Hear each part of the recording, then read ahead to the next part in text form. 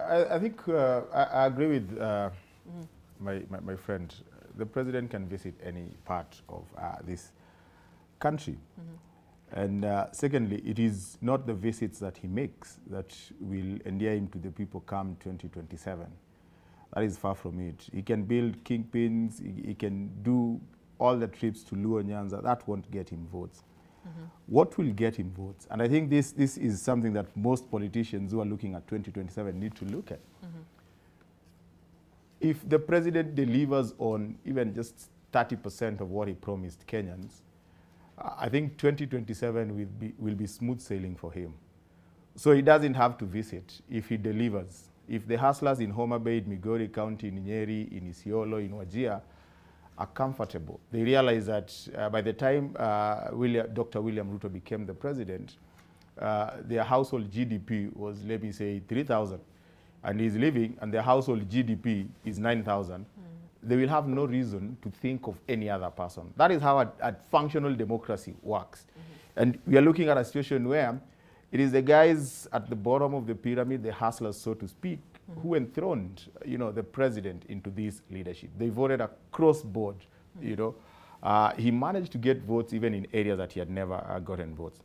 But you see, if you look at this visit, there are a number of issues that come to the fore. One is the statements that he made that border on policy statements, especially the one on CBC.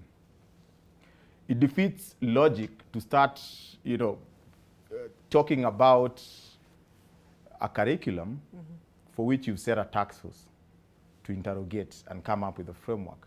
So you are offering directions on the pathway that they need to take. If there is something I celebrate in CBC is the fact that it has brought parents home.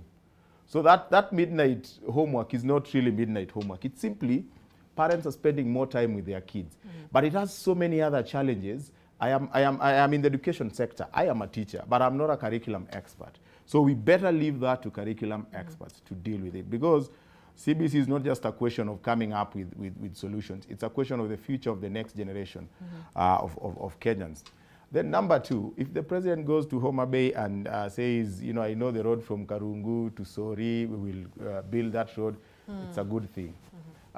You can't force leaders from Homa Bay to join the president, because he didn't go there as the head of state. He went as the president. He decided that... But the president is the he decided as the president on Sunday, I'll go and fellowship in Homa Bay. Right. It is totally different. If he had taken Jamhuri Day celebrations in Homa Bay, and then the Homa Bay town MP doesn't show up, the governor doesn't show up, would have a problem with that. So it's unfair to castigate these leaders for not attending. Why are you castigating leaders?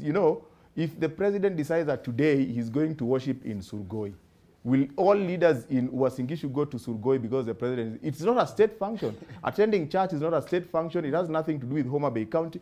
But if he made statements, that is where leaders come in. He made statements and commitment.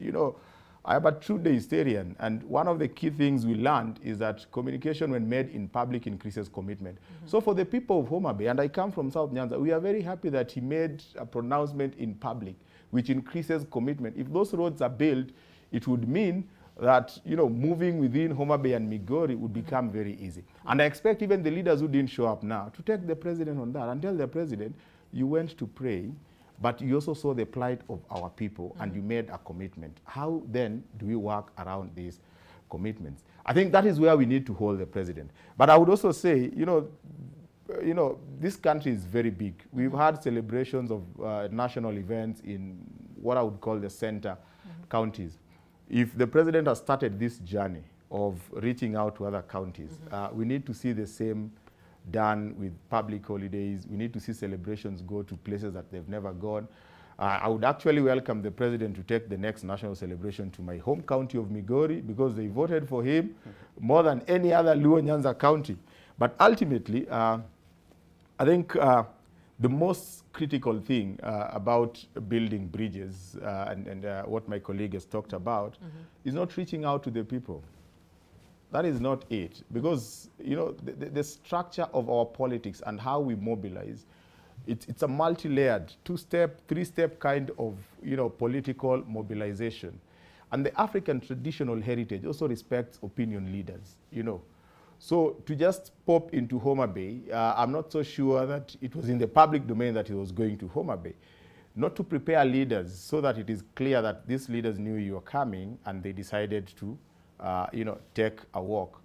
Probably is not the best way to look at it, that if you want to build bridges, there is a way in which you can build bridges through, respected leaders. Because whether they were elected on Azimio or Kenya Kwanza, they have a following. You cannot disenfranchise, leaders and reach out to the people.